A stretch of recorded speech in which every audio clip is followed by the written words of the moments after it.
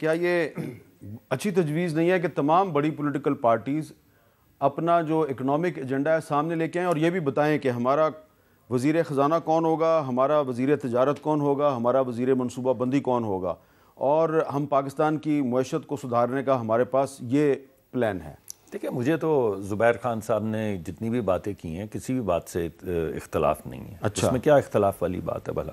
میں نے اس کو جو آپ کہہ رہے تھے، تمام باتیں آپ فرما رہے تھے، میں انہی کو اسٹرکچرل تبدیلیاں اور پین کا ایک سے 1.5 سال کا سفر جو ہے وہ انہی تبدیلیوں کو کسی چارٹر آف اکانومی کا چانس ہے پاکستان؟ دیکھیں، میں چارٹر آف اکانومی کی بات میں سمجھتا ہوں کہ سیاسی جماعتوں کو اپنا اپنا نقطہ نظر لے کر جانا چاہیے۔ کوئی لیبر انٹینسو کاموں کی طرف جاتا ہے، کچھ پرائیویٹائزیشن کی طرف جاتا ہے، ہمارا اپنا ایک نقطہ نظر ہے۔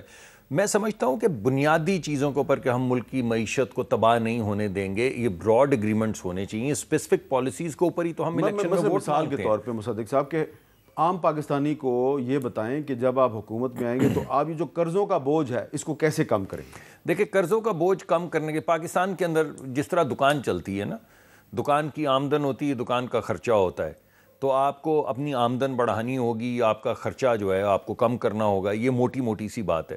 تو ہمیں آمدن بڑھانے کے ذرائع جو ہیں وہ پیدا کرنے ہوں گے۔ اب آمدن جو ہے وہ کس طریقہ کار سے بڑھتی ہے؟ جی ڈی پی کے اندر اگر آپ دیکھیں، میں صرف بجٹ کی بات نہیں کر رہا ہوں، تو نئے بزنسز اگر کھلیں گے تو آمدن بڑھے گی، ملک کی جی ڈی پی بڑھے گی، اس میں سے ٹیکس بھی بڑھے گا۔ اب سوال یہ پیدا ہوتا ہے کہ اس ملک کے اندر نئے بزنسز جو ہیں جو باقی دنیا میں کریٹ ہو رہے ہیں، جس طرح ڈاکٹر صاحب نے ایگزامپل دی، کوریا کی ایگزامپل دی، دیگر ساؤتھ ایشین ممالک کی ایگزامپل دی، وہاں پر کیا ہوا ہے؟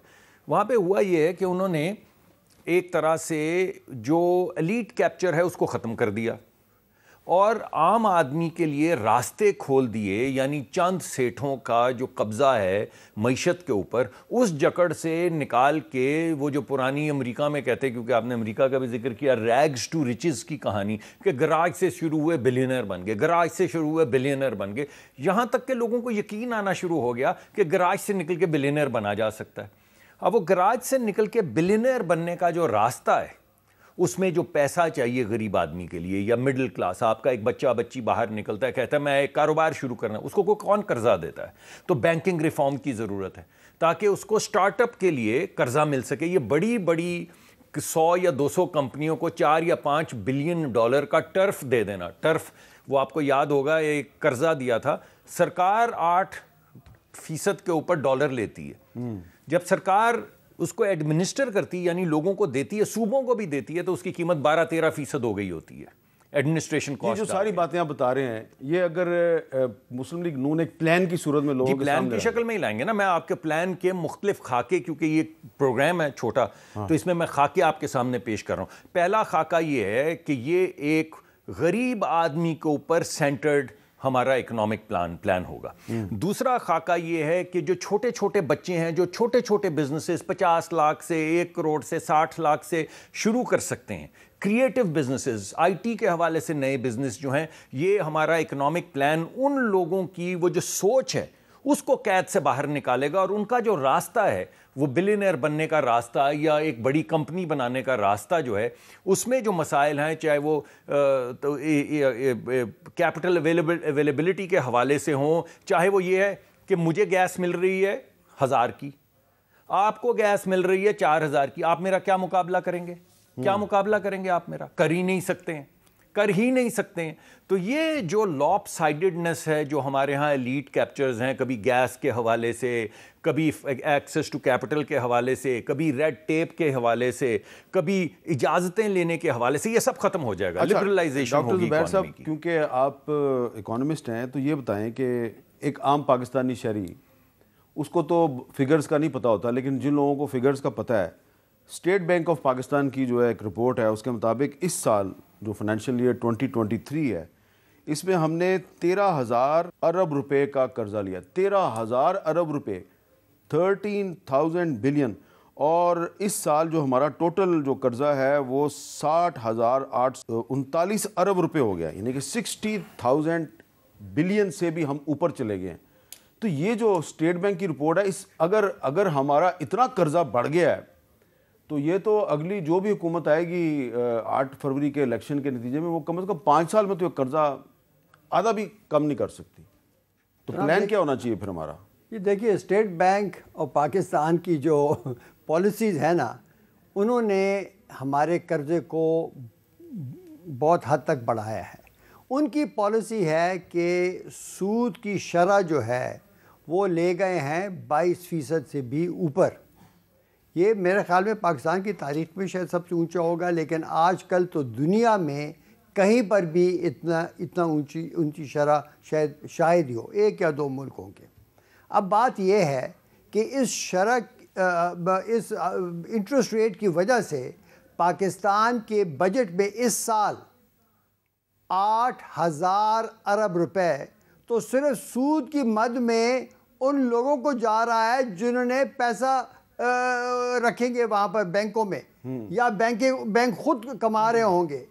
جب ہمارے پورے ٹیکس کی جو کلیکشن ہے، جو ٹیکس جو غریب لوگ بھی بھرتے ہیں، ہم سب بھرتے ہیں، وہ اس سود کے برابر نہیں ہے.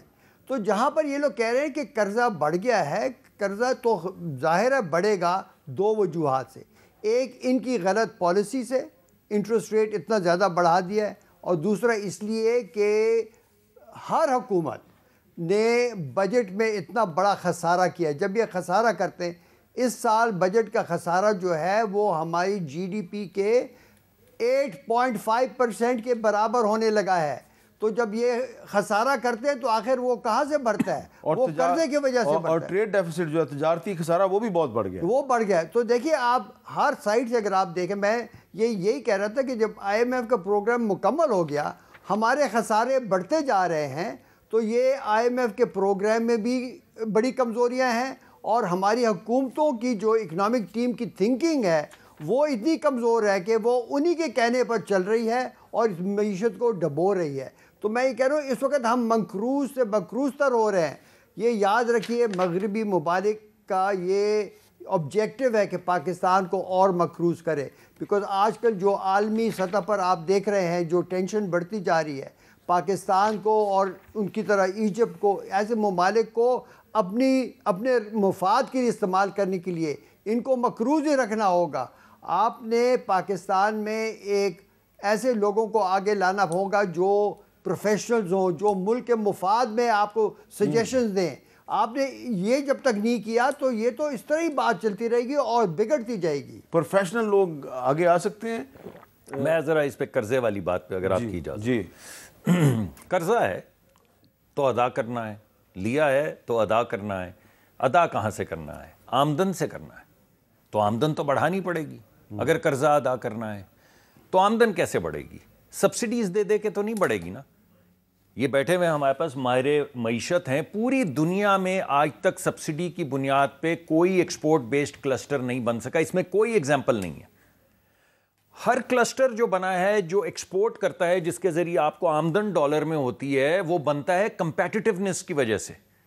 یعنی آپ اپنی لوکل مارکیٹ میں کمپیٹ کرنے دو لوگوں کو، برابر ان کو بولیں آئے لڑائی کریں اور جیتیں.